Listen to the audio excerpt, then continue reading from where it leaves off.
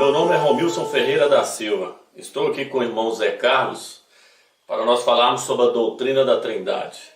Nós lançamos um vídeo no YouTube onde nós mostramos que o nome do Eterno não é Javé, não é Jeová. Ali nós mostramos que o nome do Eterno é Yau e que o nome do seu filho é Yahusha. O nome do Filho do Eterno não é Jesus.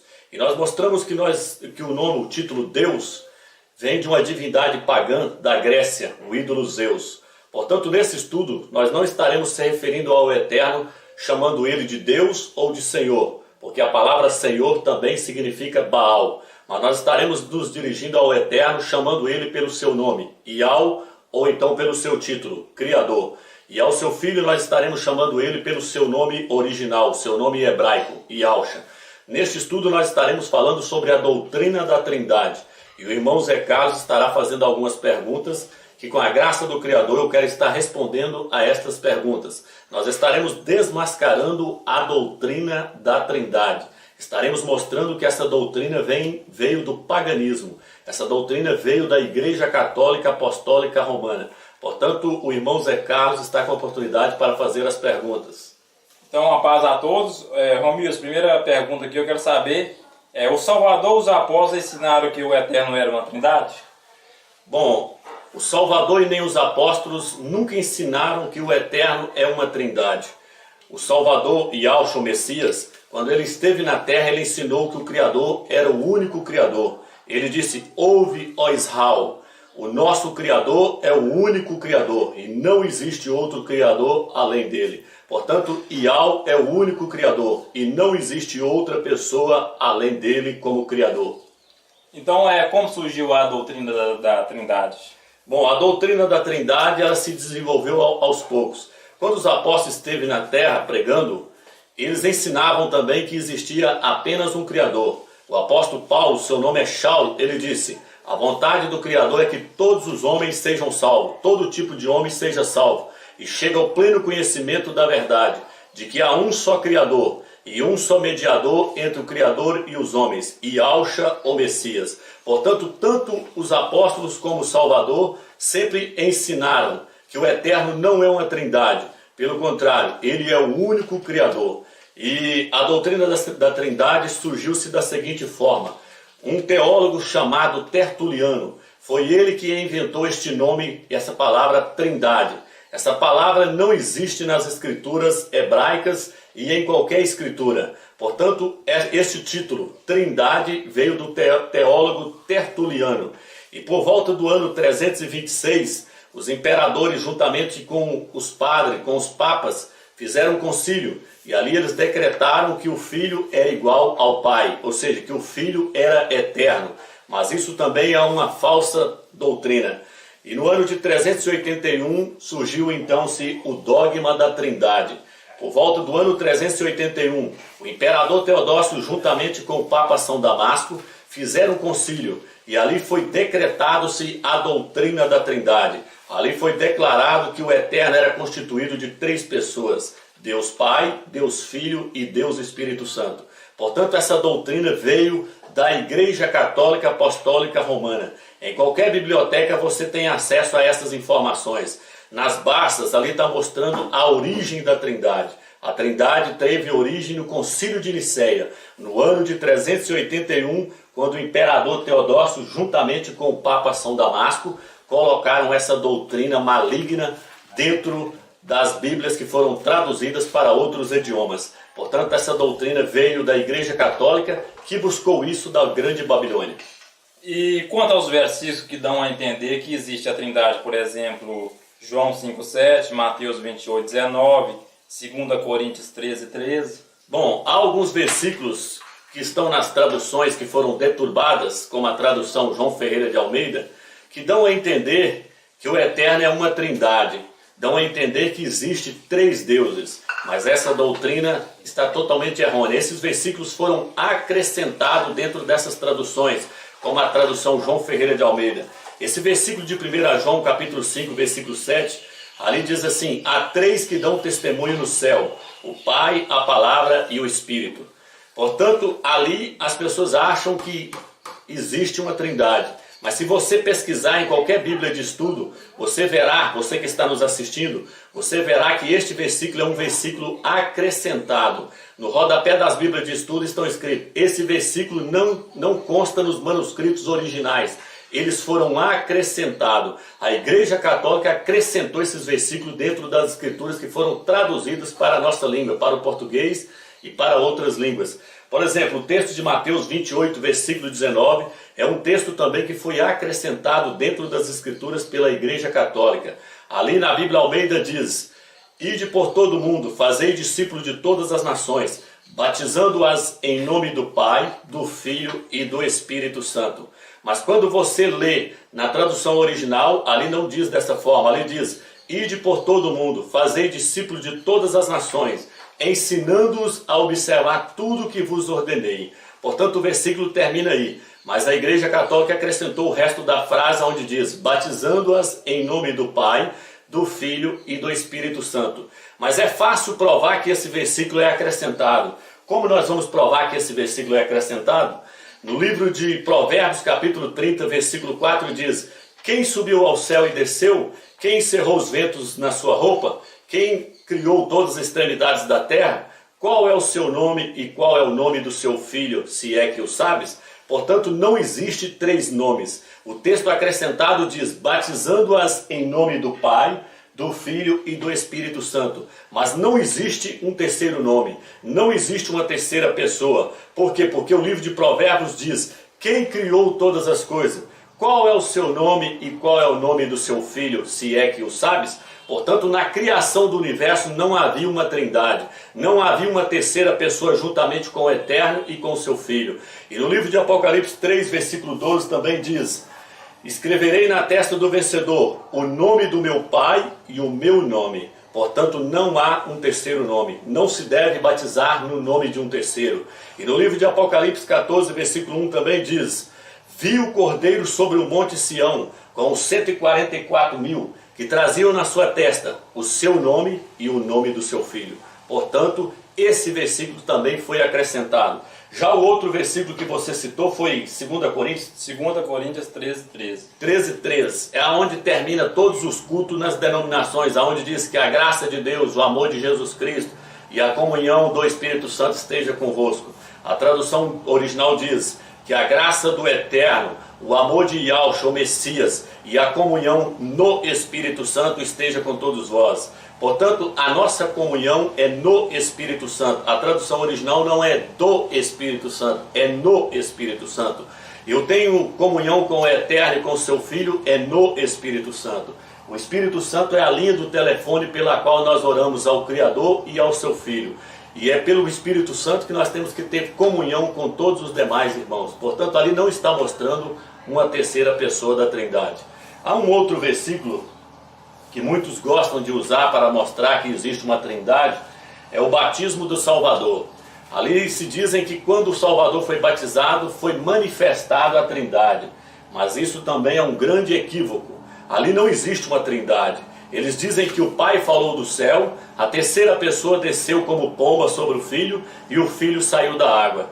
Mas ali nós não vemos uma trindade. Ali eu vejo o Filho saindo da água, vejo o Pai falando do céu: eis aí meu Filho amado em quem eu me comprazo. E vejo o Espírito Santo descendo como pomba, mas não como uma terceira pessoa, e sim como o símbolo do poder do Eterno. O Eterno naquela hora estava ungindo o seu Filho para pregar o Evangelho a todas as nações. No livro de Atos diz que o Eterno ungiu a Yahshua, o Messias, para que ele pudesse pregar e fazer milagres. Portanto, no batismo do Salvador não existe uma trindade. Essa doutrina da trindade, ela é maligna. Então o Espírito Santo ele não é uma terceira pessoa. Jamais o Espírito Santo foi uma terceira pessoa. Isso, quem criou isso, eu repito, foi o Vaticano, foi a Igreja Católica. O Espírito Santo, como nós podemos entender que ele não é uma terceira pessoa? As Escrituras nos mostram que o homem é a imagem e semelhança do Criador. O homem é constituído de corpo, alma e espírito. O Eterno também é constituído de corpo, alma e espírito. A Escritura nos mostra que o apóstolo, presbítero João, que o seu nome é Yahanan, ele viu o Eterno sentado sobre o seu trono. Se o Eterno estava sentado, significa que ele tem um corpo. Ele tem um corpo espiritual, mas ele tem um corpo. E o Eterno também diz: eis aí meu Filho amado em quem a minha alma se compraz. O Eterno então tem uma alma. O homem é a imagem e semelhança do Eterno. O homem tem um corpo, o Eterno tem um corpo. O homem tem uma alma, o Eterno tem uma alma. O Eterno também diz: eis aí meu filho amado em quem a minha alma se compraz. Colocarei sobre ele o meu espírito. Portanto, o espírito do Eterno é uma parte da sua divindade, é uma constituição da sua própria divindade. Portanto, o espírito do homem não é outra pessoa além do homem. O espírito do Eterno também não é outra pessoa além do Eterno. Ele não é uma terceira pessoa. A Escritura diz que o espírito de Maria, que é Miriam, diz que o espírito dela se alegrou no seu Criador. O espírito dela se alegrando era a própria Maria, era a própria Miriam se alegrando. O espírito do Eterno se alegrando é o próprio Eterno se alegrando. O espírito do Eterno não é uma terceira pessoa, ele é uma constituição da sua própria pessoa, assim como a sua alma também o é. Porque muitos dizem que blasfemar contra o Pai tem perdão, contra o Filho tem e contra o Espírito não. Bom, esse versículo dá a entender que realmente existe uma trindade, se ele estivesse escrito realmente dessa forma. Só que quando nós observamos, esse versículo não está escrito desta forma. As pessoas, os cristãos, eles ouvem as pessoas dizerem que nas Escrituras está escrito: todo aquele que blasfemar contra o Pai tem perdão, contra o Filho tem perdão, mas contra o Espírito Santo não. Todos estão, na verdade, como papagaio, repetindo aquilo que ouviu de outra pessoa. Só que se nós formos verificar dentro das Escrituras, ela não diz que quem blasfemar contra o Pai tem perdão. Pelo contrário, ali o próprio Messias disse: todo aquele que blasfemar contra o Filho do Homem tem perdão, mas contra o Espírito Santo não.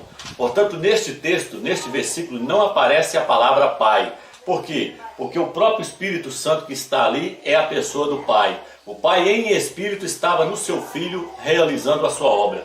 Portanto, o versículo não diz: todo aquele que blasfemar contra o Pai tem perdão, contra o Filho tem perdão, mas contra o Espírito Santo não. Pelo contrário, o versículo não aparece a palavra Pai. O texto ali, o Messias diz: todo aquele que blasfemar contra o Filho do Homem tem perdão, mas aquele que blasfemar contra o Espírito Santo não há perdão. Por quê? Porque o Espírito Santo é o próprio Pai que estava no Filho. Quem gerou o Filho no ventre de Maria, de Miriam, foi o Espírito Santo. Só que no livro de Salmos diz que quem gerou foi o Pai, mostrando assim que o Espírito Santo é o próprio Pai.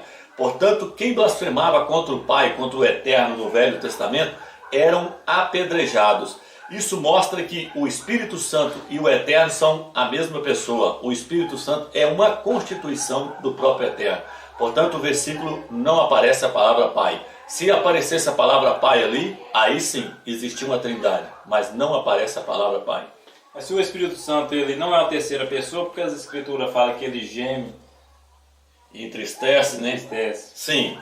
Há um versículo no livro de Romanos que diz que nós não sabemos orar como convém, mas que o Espírito Santo ele intercede por nós com gemidos inexprimíveis. O que eu quero trazer para você que está nos assistindo, que esse Espírito que está no livro de Romanos capítulo 8, versículo 26, é o Espírito do Filho.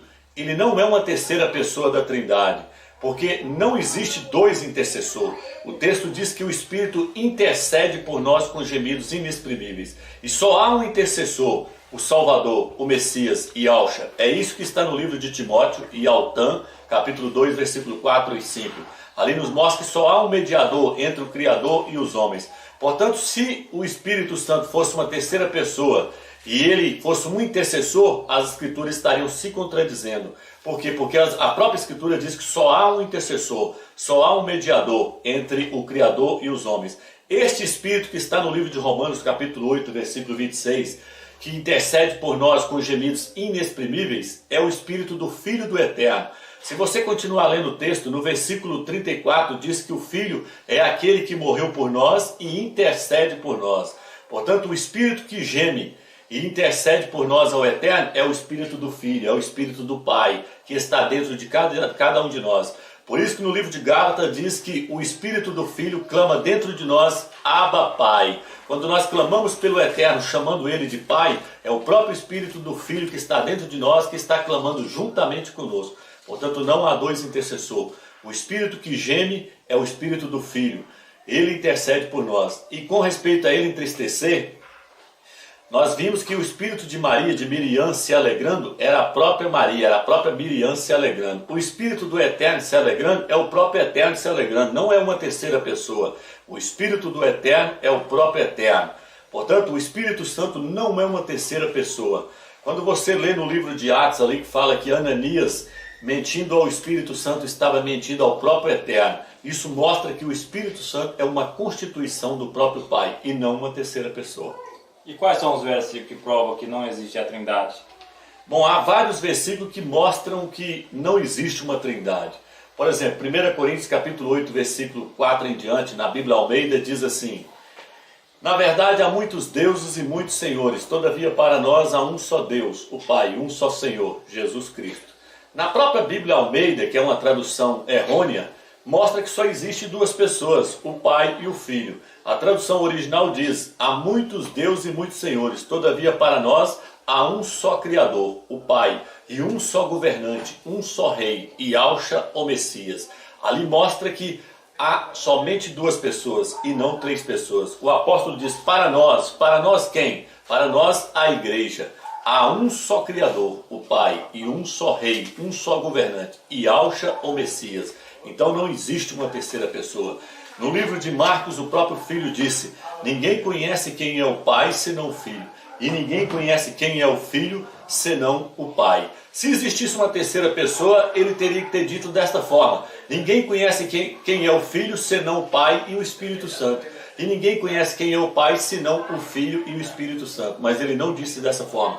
Ele disse: ninguém conhece quem é o Pai senão o Filho. E ninguém conhece quem é o Filho senão o Pai. Mostrando que só tem duas pessoas.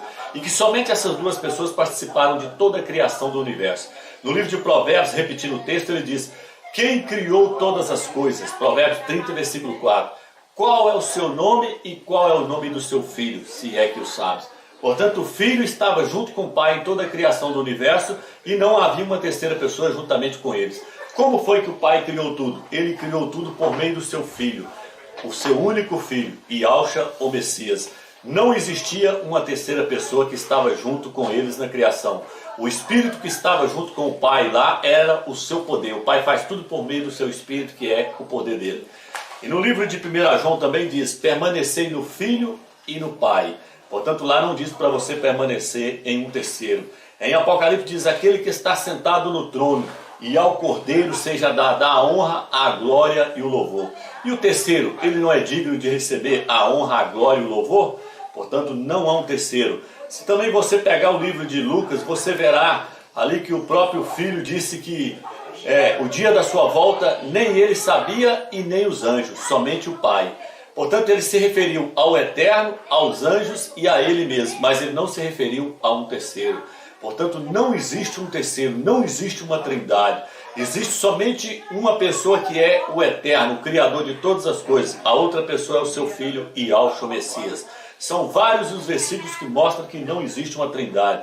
O apóstolo Saulo diz: a vontade do Eterno é que todo tipo de homem seja salvo e chegue ao conhecimento exato da verdade. Qual que é o conhecimento exato da verdade? De que há um só Criador, há um só mediador entre o Criador e os homens, Yahshua ou Messias, e que só há um Criador, Yahweh o Eterno.